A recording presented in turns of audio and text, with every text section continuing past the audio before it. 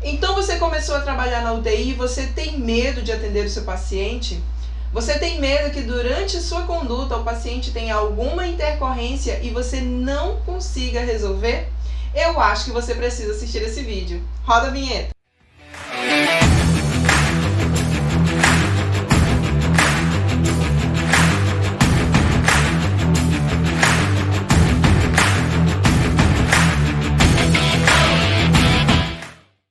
É muito comum que logo no começo, quando a gente está ali atendendo, está dando os primeiros passos na unidade de terapia intensiva, a gente tem alguns receios, né? Principalmente quanto ao aparecimento de alguma intercorrência. Outro medo também é de tocar no paciente, sabe? Ver aquele paciente ali cheio de fio, todo monitorizado, aquele monte de alarme apitando no ouvido.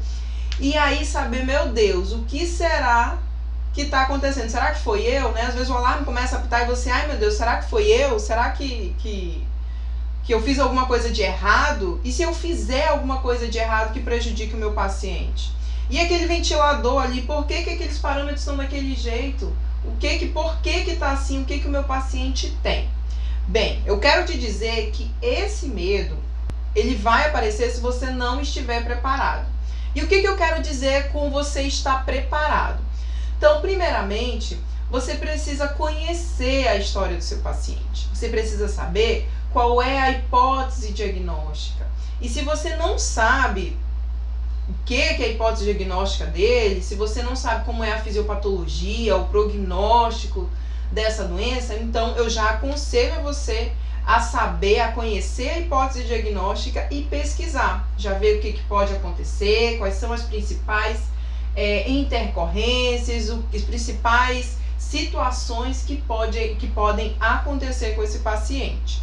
Então, conhecer a história clínica do paciente, o motivo de admissão na UTI, foi uma insuficiência respiratória ou será que foi um rebaixamento do nível de consciência? Foi por alguma coisa neurológica, cardíaca, respiratória? O que aconteceu? Então saiba o motivo de admissão na UTI. E segunda coisa, para você estar preparado, você também precisa conhecer os exames laboratoriais desse paciente. Então tem exames, tem marcadores, tem íons ali que vão nos dizer como que está o balanço hidroeletrolítico do paciente, né? Se esse paciente tem algum distúrbio.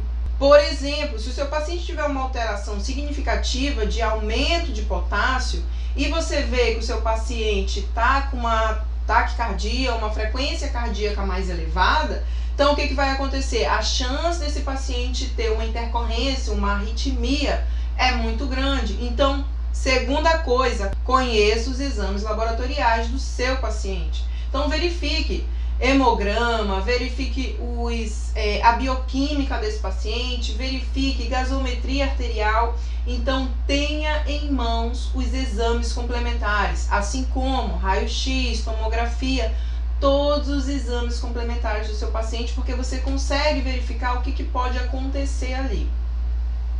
Outra coisa, é comum ter intercorrência na UTI, né? Então a gente sabe que o paciente da UTI é um paciente ali mais específico, é um paciente que ele está ali para uma monitorização contínua, é um paciente que está grave ou não tão grave, é um paciente que está estável, mas que em algum momento ele pode apresentar alguma instabilidade. Então é por isso que ele está na UTI. Então, UTI, a chance de acontecer alguma intercorrência é muito grande e você precisa estar preparado. E para estar preparado, o que a gente tem que fazer? Conhecer o paciente, conhecer os exames laboratoriais e os exames complementares, certo? A terceira coisa que vai fazer você ficar mais seguro é você conhecer os valores normais dos sinais vitais.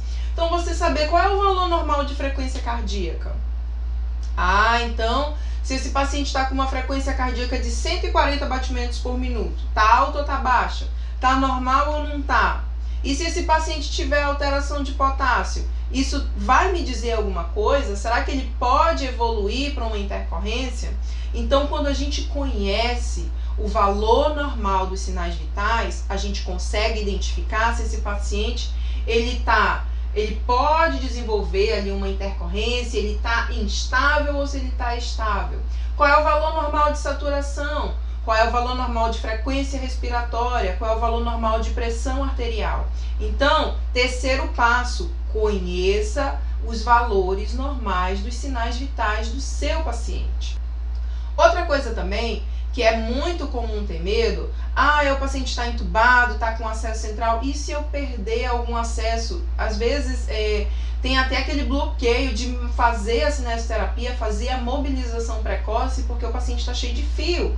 E aí eu vou dizer para você, se você tem esse receio, uma dica que eu dou é ver um banho no leito. Você vai ver quanto esse paciente é manipulado. Ele vira para um lado, vira para o outro, e você vai ver que os riscos, quando você tem um cuidado, quando você tem atenção, os riscos são minimizados. Mas, se você tiver que se preocupar, então, a gente sabe que tem dispositivos invasivos no nosso paciente, sonda de nutrição enteral, tubo orotraqueal, acesso venoso central, sonda vesical de demora, acesso venoso periférico. Então, nenhum desses dispositivos a gente vai se permitir que o paciente perca, né? Que o paciente puxe, arranque. Isso é também uma intercorrência, claro, não tão grave, né?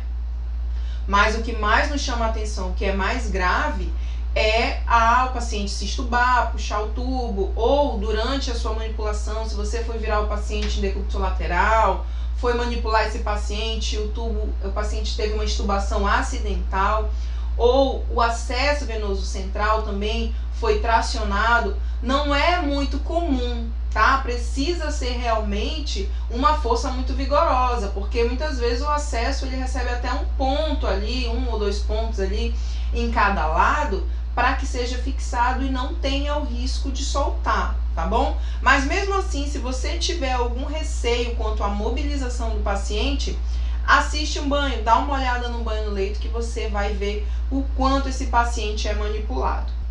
Então, eu já falei aqui para você sobre conhecer a história do paciente, ir para o atendimento com todos os exames laboratoriais, exames complementares já conhecidos, e também conhecer os sinais vitais. Outra coisa, ter o cuidado sempre com os dispositivos invasivos, porque os dispositivos invasivos, inclusive, né, acho que ali principalmente o tubo orotraqueal e o acesso venoso central.